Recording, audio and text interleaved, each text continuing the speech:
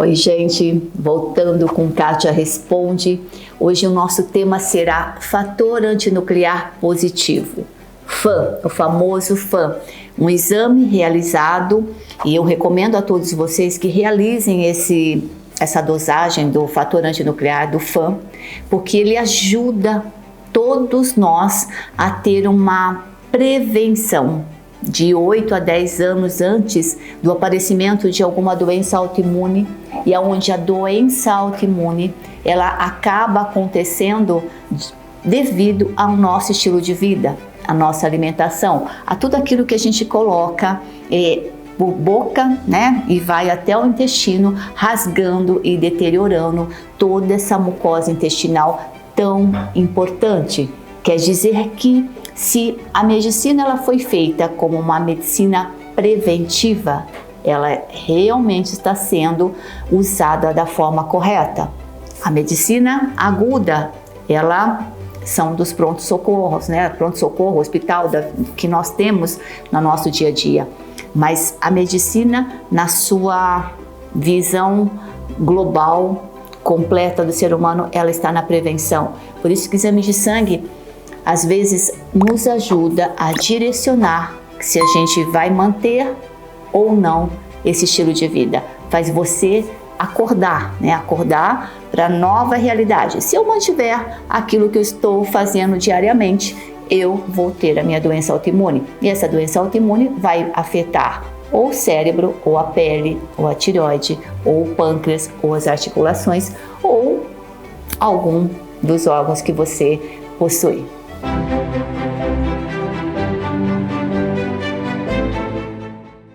Começando as respostas, né, as perguntas desse vídeo, eu gostaria de ressaltar aqui uma dúvida que não é das mais frequentes, mas acontece entre vocês e raramente se encontra uma resposta para essa dúvida. Nós tivemos na última semana a nossa primeira mentoria sobre tireoide. Processos, patologias, entendimento dos hormônios que a tireoide produz.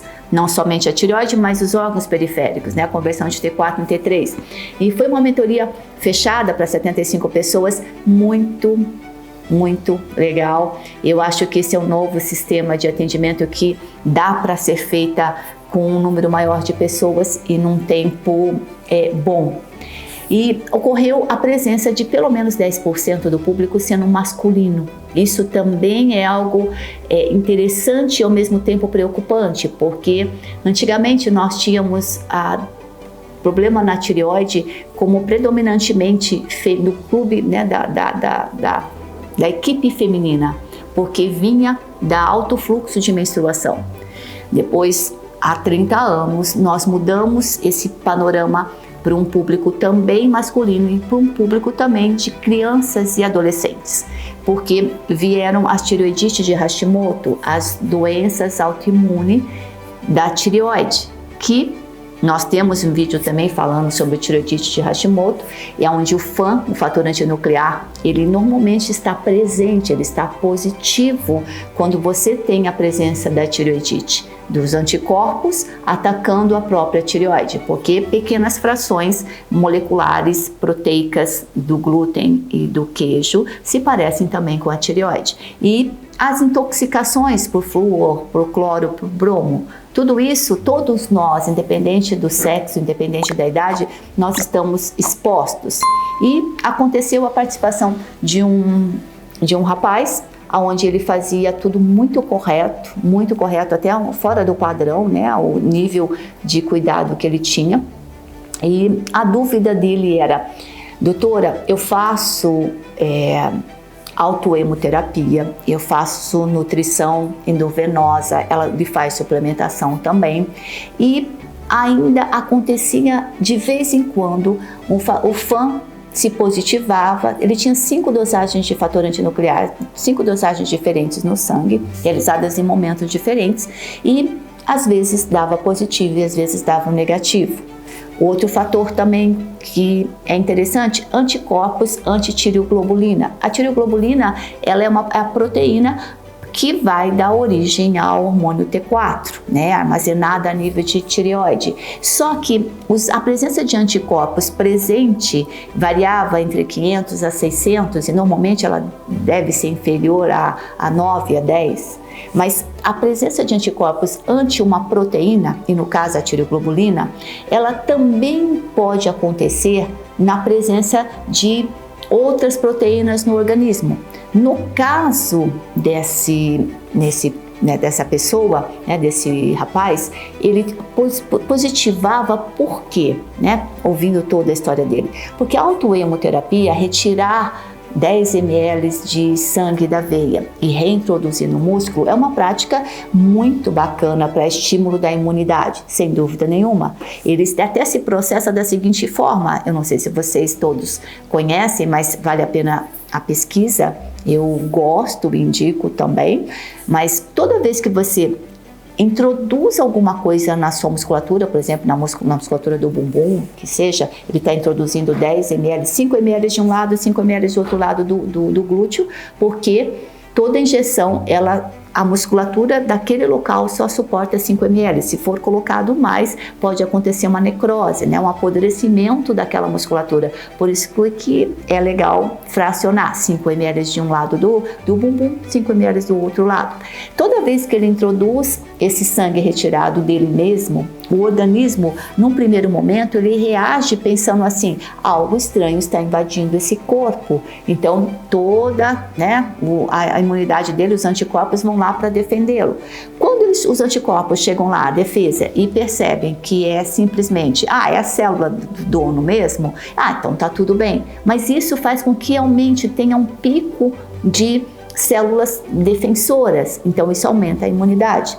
Normalmente as pessoas fazem uma vez por semana, dependendo do quadro clínico, ou uma vez por mês, tudo é variável. No caso, né, desse mentorado, ele exatamente não conseguia entender, porque ele fazendo tudo muito correto, zerando leite, zerando glúten, não bebendo, fazendo todos esses métodos, a presença dos anticorpos, ora positivo, ora negativo, acontecia. Então os anticorpos, eles vão degradar proteínas, eles vão se defender. Ele não entende, às vezes, se é uma proteína do sangue, como a hemoglobina, se é uma proteína da tireoglobulina. Então é normal, é aceitável, é orgânico você ter a presença de baixo nível de anticorpos, de 500, 600, isso é baixo para o corpo, numa vigência de uma autohemoterapia. Isso é bom, não é ruim. Respondendo a Rebeca Ribeiro, ela faz um relato de algo comum entre as mulheres e que vale a pena a gente pensar por partes. A Rebeca diz assim: obrigada, doutora. Chorei quando ouvi você dizer que é possível zerar o FAM. Exatamente, gente. Um ano, né? Pelo menos, na minha experiência, ficar um ano sem leite, sem glúten, sem álcool, o FAM ele vai diminuindo e vai zerar. O meu primeiro exame deu alto para esclerose sistêmica, grave isso, né? Associado a polimiosite na mesma época em que comecei a mudar a minha alimentação devido à síndrome fúngica que sofri há 3 anos. Traduzindo isso para você, ela começou com um processo de inflamação generalizada da musculatura, né, uma esclerose por envelhecimento a nível de cérebro. E ela diz: há 3 anos antes desse diagnóstico de inflamação generalizada da musculatura por comando cerebral, ela vinha tratando de uma síndrome fúngica. Os fungos, eles estão presentes na mucosa do intestino, mas eles devem ser sempre em menor número.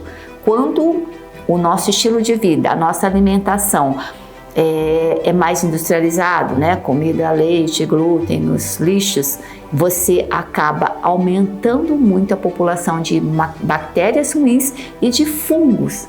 Quando isso acontece, todo o nosso sistema de produção de neurotransmissor, que acontece a nível de intestino, 90% do intestino, 99% de serotonina, de 90% de serotonina, 99% de acetilcolina, 50% de dopamina, 30% de GABA, quer dizer, tudo e mais, né, outros polipeptídeos, eles vão ser alterados. Quando isso acontece, você secundariamente acomete o cérebro. É por isso que sempre que nós vamos falar em estilo de vida cérebro saudável, nós falamos antes de estilo de vida intestino saudável. Primeiro nós começamos pelo intestino, e esse começar pelo intestino depende do que você colocar na boca. Ou você vai alimentar, né, as suas bactérias boas, ou você vai alimentar as suas bactérias ruins. Se isso acontece, você tem a predominância fúngica. E fungo, gente, fungo é problemático de se tratar, porque não tem remédio antibiótico para isso. Sem dúvida nenhuma, é mudança de estilo de vida geral mesmo. Continuando. Minhas doenças, diz a Rebeca, fúngica, foram quase que 100% eliminadas em 3 meses. Mas o meu FAM, apesar de ter abaixado, ainda não zerou. Então é todo um processo. Mas agora eu tenho esperança de que ele vai zerar. Basta eu continuar me alimentando de forma saudável, e é o que eu realmente vou continuar fazendo. Gratidão por esse vídeo.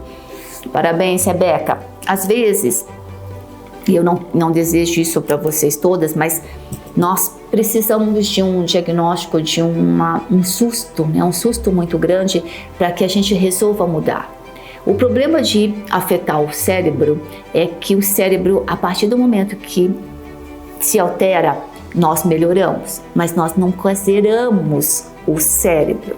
Então, no caso da Rebeca, ela realmente precisa ficar 100% saudável sempre, porque para o nosso organismo, eu brinco, né? Eu falo que quando a gente tem uma dívida no banco, não importa que seja R$5 ou 5 milhões, é uma dívida. Então, para o nosso sistema imunológico, principalmente para o sistema nervoso, isso também é uma verdade. Então, é andar pelo caminho estreito da reteza, da condição correta, mas isso é um exemplo de que nenhum diagnóstico está fechado. Todos os diagnósticos eles podem mudar a partir do momento que você tem o entendimento da causa. Quando eu entendo porque eu adoeço, eu mudo e eu me regenero.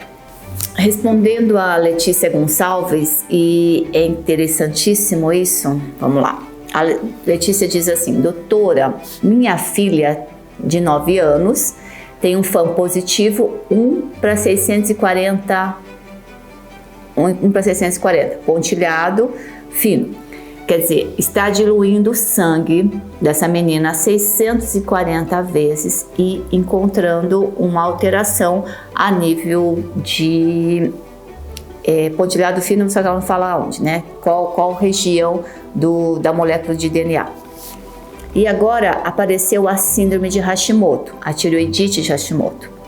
Na tireoide está atacando. No caso dela, que tem pouco tempo de vida, 9 anos, a dinâmica alimentar é a mesma? Sim, Letícia. Se a gente lembrar que a Letícia, a filha da Letícia, ela foi gerada, né, por 9 meses na barriga da Letícia, e com certeza a Letícia vinha comendo leite e glúten. Uma orientação que eu faço para todas as minhas pacientes gestantes, grávidas, é que zere laticínios, zere glúten, zere álcool. Por quê? Porque tudo que nós comermos vai estar passando pela placenta e vai estar alimentando essa criança. Por isso que ao nascer, não era comum, gente, mas há 30 anos, há 20 anos, é muito comum o diagnóstico de hipotireoidismo em bebês recém-nascidos, né? Por isso que o teste do pezinho, ele inclui um dos 6 exames, é o exame para ver se tem alteração na produção do hormônio tireoidiano. Então, as crianças estão nascendo com hipotireoidismo. Continuando, pergunto por que ela não se intoxicou por tanto tempo. Engano, Letícia, infelizmente as nossas crianças estão sendo intoxicadas por muito tempo. Aí se a gente somar que a Letícia pode ter ido ao dentista, né, a mãe, ou a mesma criança, feito tratamentos com flúor, não indico realmente que faça os tratamentos com flúor, limpezas de dentes, né, 6 em 6 meses. As crianças hoje, infelizmente, ainda tem aquela cultura dos dentistas que o flúor, ele é um bom antisséptico, um bom antibactericida.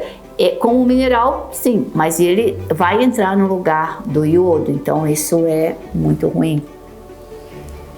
As pastas de dente hoje sem glúten, sem flúor, ela é uma excelente opção. Só para vocês terem uma ideia, eu tenho a Bruna, né, minha filha, que ela é especial, e ela usa uma pasta de dente italiana até, de ozônio. Nós temos vários tipos de marcas de pastas com ozônio e também tem essas pastas sem o flúor. Então vale a pena, porque normalmente as crianças especiais, elas engolem a pasta, né? Além de colocar na mucosa, que absorve extremamente, altamente absortiva a mucosa da boca, ela ainda engole. Então teria que ser algo que não fizesse mal, tá bom? Desculpa aqui, vamos só continuar. Ela pergunta, se eu fizer a dieta dela, zerar leite, zerar glúten, caseína, laticínios, eu posso evitar que ela desenvolva o lúpus? Sem dúvida, querida. O contrário também, que se você mantiver um estilo de vida com essa alimentação de escola, de bolinho, de festinhas, de lanches normais, ela pode desenvolver na pele. Quer dizer, no primeiro momento, os anticorpos estão atacando a tireoide, mas no segundo momento pode atacar a pele, pode atacar a articulação e pode atacar, né, a nível de sistema nervoso, cérebro. É possível que uma criança também zere fã? Sim. Desde já, gostaria muito de agradecer por sua contribuição e ensinamentos em nossa vida. Que bom, Letícia. O caso da Letícia e da filha, ele é muito, infelizmente, muito comum no consultório. E as mães ou o pai, eles não conseguem pensar em retirar uma comida que a criança gosta tanto, né?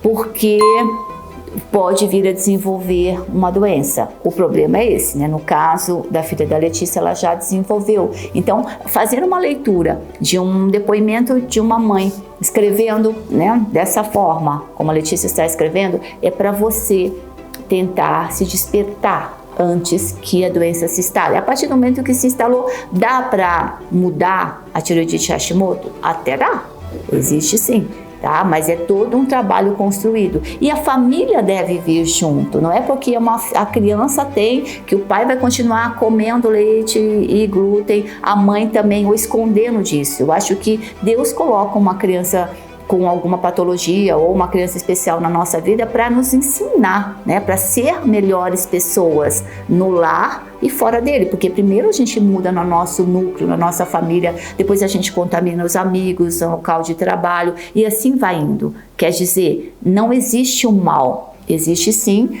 algo que te force a fazer da melhor forma possível e voltar para uma alimentação básica do arroz, feijão, do bife, da salada, né, dos legumes e das frutas. Esse é o nosso caminho de volta para o natural. Respondendo a Nazaré Chagas, ela faz duas perguntas. Ela diz assim, esse negativar o fã quer dizer a cura? Sim, Nazaré, enquanto você se mantiver sem leite, sem o glúten, sem as proteínas que estimulem o sistema imunológico a lutar contra essas proteínas que não são digeridas. Lembrar sempre que proteína mal digerida ou não digerida, como o glúten e a beta-lactoglobulina, que é a caseína, ela até se digere, não totalmente, ela fica mal digerida. Agora, a proteína do leite, beta-lactoglobulina, ela não digere. E o glúten também não. Então, isso vai ser comida para fungos, tá bom? E más bactérias. Enquanto a pessoa ficar no caminho do bem, sem esses alimentos, ela vai estar curada. Isso é importante dizer. Outra pergunta da Nazaré, ela diz assim, tem cura em bebê de 8 meses? Fã positivo. Meu bebê é alérgico à proteína do leite. Apareceu uma inflamação no tornozelo esquerdo. Fez o teste de fã e deu positivo. Tem cura? Acredito no milagre. Nazaré, esse milagre se chama você, se chama a mãe que domina, né, que deve ser a genitora, que deve ser a tutora a orientar uma criança a desenvolver o paladar. Em nutrição, eles dizem que após 12 vezes você experimentando um alimento, é onde você vai desenvolver o gosto por aquilo. Quer dizer, não gosto de brócolis, mas você vai ser apresentado 12 vezes até você entender que aquele paladar é bom para você. Olha que interessante, isso acontece muito com a comida japonesa, né? As pessoas que não gostam de comida japonesa, elas precisam experimentar. Chegou na 11ª vez, pronto, já fez o paladar. Olha que louco isso, né? Então, nós entendemos, isso, a nutrição diz isso. O milagre é a mudança. Com certeza, Nazaré, você se alimentou na sua gravidez, na sua gestação do seu bebê com leite e glúten. Ele nasceu, não posso, né, dizer assim, porque nós não temos todas as informações, mas é mais comum saber que foi oferecida para essa criança a bolachinha de maisena, foi oferecida para essa criança um docinho de leite, alguma coisa com leite. E essa alergia à proteína do leite da vaca, ela é algo extremamente comum para fórmulas, né? Para crianças alimentadas com fórmulas, mesmo que essa proteína seja hidrolisada, seja quebrada. Quer dizer que as crianças estão tendo colite, estão tendo alergias, estão tendo dermatite, estão tendo artrite, como ela mesma disse, essa inflamação no tornozelo do pé esquerdo. Às vezes uma dor no joelho num adulto que não sara com nada tem a ver com uma ingesta ocasional, né? Assim, de vez em quando, de uma farinha, de um glúten. Então, tudo isso, hoje nós não temos mais como esconder de vocês que o milagre, ela depende sim do nosso mercado, do nosso supermercado, do que nós vamos comer. E voltar para a nossa alimentação diária, para a nossa alimentação, levar a marmita, levar o lanche, pedir para o seu médico, para o pediatra, fazer uma cartinha para... como chama, para a escolinha da criança, não oferecer isso é comum. Hoje em dia, aqui em Campinas mesmo, um diferencial que as escolas estão fazendo é ter uma merenda, né, uma alimentação sem leite e sem glúten. Então, isso vai acontecer e cada vez mais, cada vez que vocês forem exigir isso de uma escola, seja particular, seja uma escola pública. Então, no meu tempo, na minha época, que a gente fazia escola municipal, nós comíamos sopa, né? Comíamos arroz, comia comida.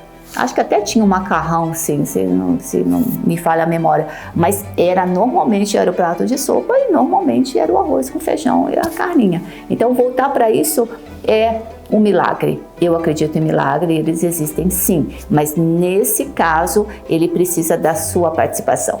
Como vocês percebem, o fator antinuclear, ele é um exame que nos ajuda a mudar o estilo de vida.